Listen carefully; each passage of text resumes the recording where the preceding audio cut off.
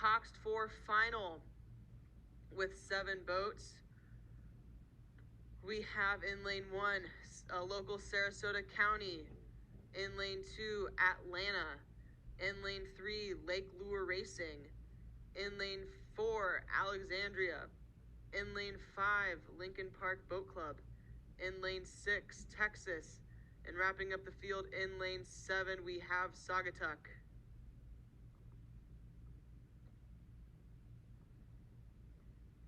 We can see these boats working on their alignment right here. Those stake boat holders are following the directions of the referee aligner to make sure that the start of this race is fair for all crews across the board in this Women's Club C4.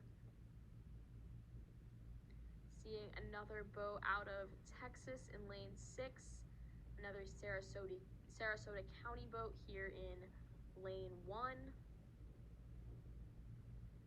So Lauren, you asked me a couple minutes ago what my most memorable race was. I did, yes. So what is your most memorable race? I would say my most memorable race would probably be Head of the Charles 2019. That was my junior year of high school. That was my first time racing the Head of the Charles, and the only other head races I had done before were on the Schuylkill. So that was totally different. Your first Charles experience? Exactly. I was in the Women's Youth 8, and I had studied that map so much before the race, and I was still like in shock when I got there, especially, they're off in the Women's Club C4 right here. The first time I saw Elliot, I was like, oh my goodness, because I knew it was going to be a tight turn, and then when I saw it with my own 2 eyes, I was like, wow.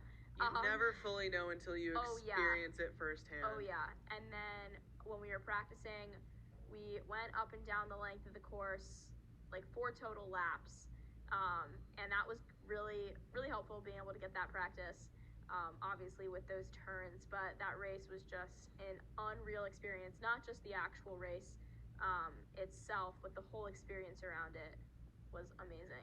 The Head of the Charles is an experience in itself, even if you're not racing, just as a spectator. But we are here, not Head of the Charles. We are here at Nathan Benderson Park in Sarasota, Florida for the 2022 U.S. Rowing Masters Championships with the Women's Club C Cox 4 final currently coming down the course at us now. And it is a pretty close race right now. It looks like the crew from Texas out in lane 6 is currently a couple seats up in the lead, followed by a crew in lane 3, Lake Lure. But it is really tight between these 2nd, 3rd, and 4th place positions. Once again, in this final right here, everyone is fighting for those top 3 spots, and it looks like it's going to be a tight one across the board. Texas holding on to that lead right here as they are pushed by the crews behind them. They are holding on to it right here.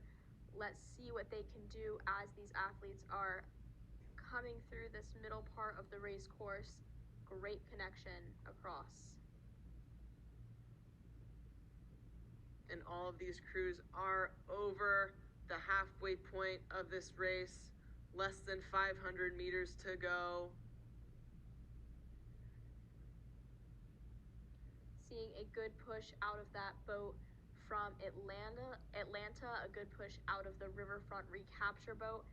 We pretty much behind that Texas crew, looks like we're going to have about 3 boats across fighting for those silver and bronze medals right here. This shot right here, a little bit of a different angle. We can see these crews kind of coming towards us right here, approaching the finish line. This is a great shot of that Texas crew just really dropping the hammer as they come into the red buoys, signifying the last final 250 meters of this race. But it is going to be a super tight finish for the 2nd and 3rd place positions. These crews vying for the silver and bronze medals here at the 2022 U.S. Rowing Masters National Championships. It looks like it is 3 boats across right now for those 2 positions, with Sagatuck, Atlanta, and Lake Lure racing.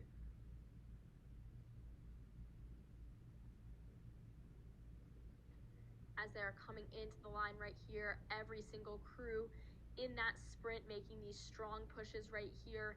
Lane 6, Texas, looks like they're going to take the gold. That lane 7 boat out of Saugatuck pushing as well. Let's see who's going to grab these silver and bronze. This is going to be a tight one. Looks like Saugatuck is really pushing, and I believe they just picked up that silver.